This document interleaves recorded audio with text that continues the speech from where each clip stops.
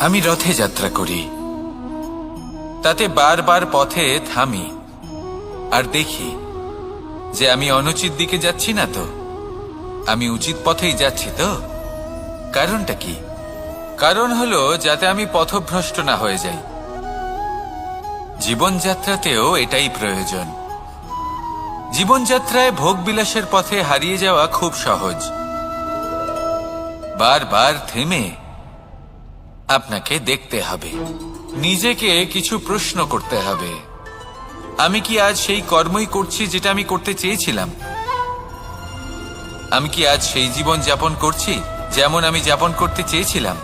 যদি এই প্রশ্নগুলোর উত্তর হ্যাঁ হয়, তাহলে এগোতে থাকুন, নয়তো থেমে যান এবং বিচরণ করুন। মনে রাখবেন, এই সংসার অত্যন্ত জটিল আর এতে হারিয়ে যাওয়া অত্যন্ত সরল। সেই জন্য নিজে থেকে বারবার থামা এবং জীবন চিন্তন করা অত্যন্ত আবশ্যক।